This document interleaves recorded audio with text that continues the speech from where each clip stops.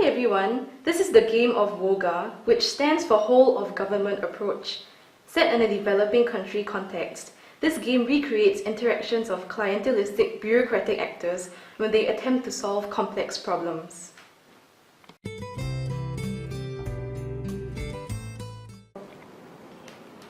This is our game board. The game can accommodate up to 6 players, and the goal of the players is to solve problems in order to achieve maximum reputation credit points. More often than not, the players find themselves bound by limited resources and motivated to collaborate with other players. This creates the central tension of the game. Players compete in order to win reputational points, but they have to collaborate in order to solve problems.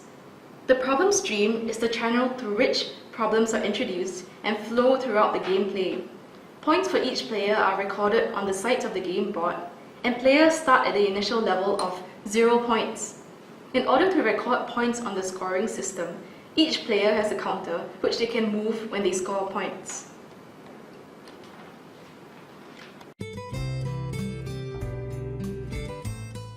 There are 2 decks of cards. One deck contains problem cards, and the other deck contains a random mixture of action and resource cards for players to draw from. Problems are represented in the form of problem cards.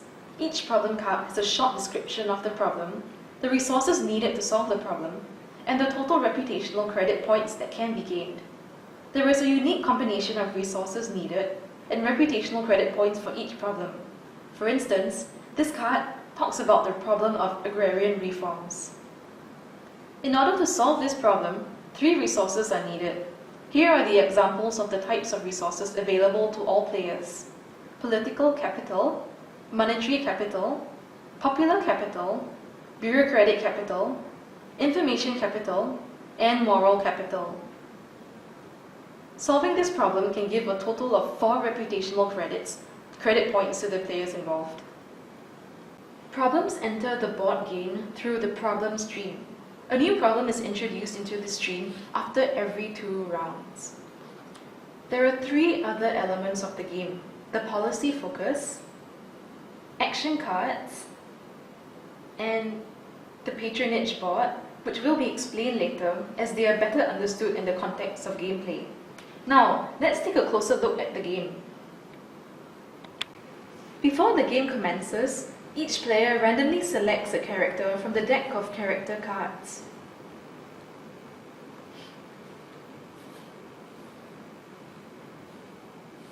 Here are the 6 character cards, each with unique resource bonuses for subsequent negotiations.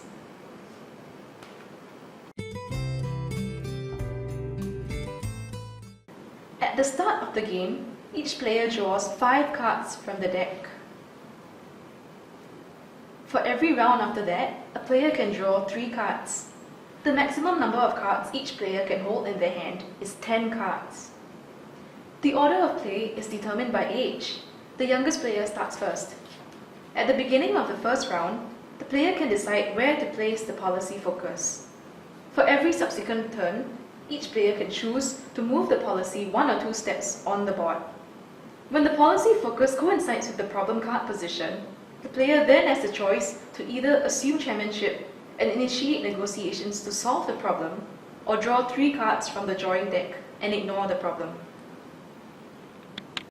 When the player chooses to solve the problem, they assume chairmanship for that round. Should the player choose to solve the problem through negotiations, they forfeit their opportunity to draw 3 cards.